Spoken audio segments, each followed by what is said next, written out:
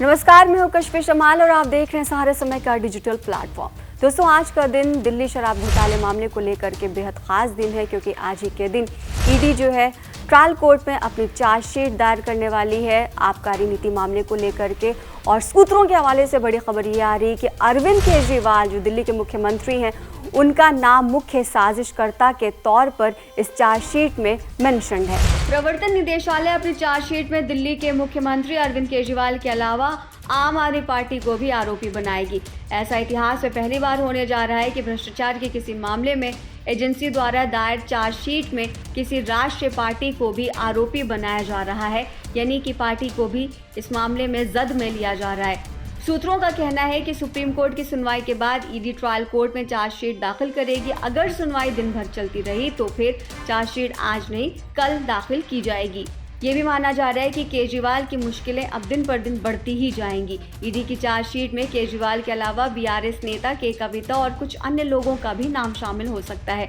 जांच एजेंसी ने 21 मार्च को धन शोधन निवारण यानी पीएमएलए के तहत केजरीवाल को उनके आधिकारिक आवास से गिरफ्तार किया था, जबकि तेलंगाना के पूर्व मुख्यमंत्री के चंद्रशेखर राव की एमएलसी बेटी कविता को 15 मार्च को हैदराबाद से पकड़ा गया था। 6 मई को ट्रायल कोर्ट ने के कविता की जमानत अर्जी को नामंजूर कर दिया था। सूत्रों का ये भी कहना है कि दोनों नेताओं, उनसे जुड़े कुछ लोगों और कंपनियों समेत आधा दर्जन संस्थाओं के खिलाफ चार्जशीट तैयार की जा चुकी है। एजेंसी इसे पीएमएलए अदालत में दायर करेगी।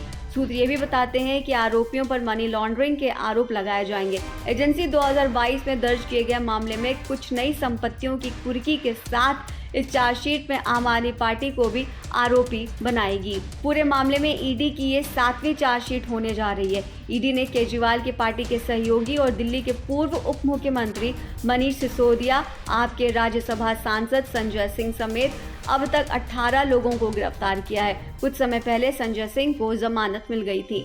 ईडी के सूत्रों का यह भी कहना है कि एजेंसी केजरीवाल पर अपनी जांच में सहयोग नहीं करने और आप द्वारा किए गए अपराध के लिए परोक्ष रूप से उत्तरदायी होने, पार्टी के राष्ट्रीय संयोजक होने और उनकी भूमिका और रोजमर्रा के मामलात में आपके कामकाज में सक्रिय भागीदारी के आरोप भी लगा सकती है। जांच एजेंसी अदालत में केजरीवाल के खिलाफ लगाए गए अपने पहले आरोपों को भी दोहरा सकती है। आपके राष्ट्रीय संयोजक और इसकी राष्ट्रीय कार्यकारिणी के सदस्य के रूप में केजरीवाल चुनाव खर्चों में इस्तेमाल किए जा रहे धन के लिए जिम्मेदार हैं। केजरीवाल को ईडी ने दिल्ली सरकार के मंत्रियों, आप नेताओं और अन्य व्यक्तियों की मिलीभगत से किए गए एक्साइज पॉलिसी घोटाले का किंगपिन और मुख्य साजिशकर्ता बताया है। ईडी ये भी कह रही है कि साउथ ग्रुप द्वारा दिए गए 100 करोड़ रुपए में से 45 करोड़ रुपए का इस्तेमाल आप द्वारा 2022 में गोवा विधानसभा चुनाव अभियान में किया गया था।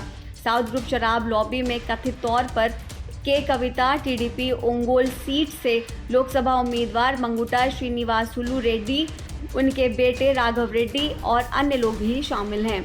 इससे पहले गुरुवार को ईडी ने सुप्रीम कोर्ट में अपना हलफनामा भी दायर किया था और केजरीवाल की अंतरिम जमानत का विरोध किया। ईडी ने कहा था कि अगर केजरीवाल को जमानत दी गई तो इससे गलत परंपरा शुरू हो जाएगी, जबकि अभी जेल से चुनाव लड़ने वाले नेताओं को भी जमानत की इजाज़त नहीं दी जाती है। ईडी ने शराब नीति और इससे जुड़े धन शोधन घोटाले में सुप्रीम कोर्ट में हलफनामा दाखिल किया है। केजरीवाल के अंतरिम जमानत के सिलसिले में दाखिल हलफनामे में ईडी ने कहा है कि चुनाव के लिए प्रचार करने का अधिकार ना तो मौलिक अधिकार है, ना ही संवैधानिक अधिकार है और ना ही कानूनी। किसी भी राजनेता को चुनाव लड़ने के लिए अंतरिम जमानत नहीं दी गई है, भले ही वो चुनाव लड़ने वाला उम्मीदवार ही क्यों ना हो। इस तरह का आदेश देने से आगे के लिए एक तरह की मिसाल कायम हो जाएगी। ताज़ा अपडेट्स के लिए आप बने रहिए सहारा समय डिजिटल प्लेटफॉर्म के साथ।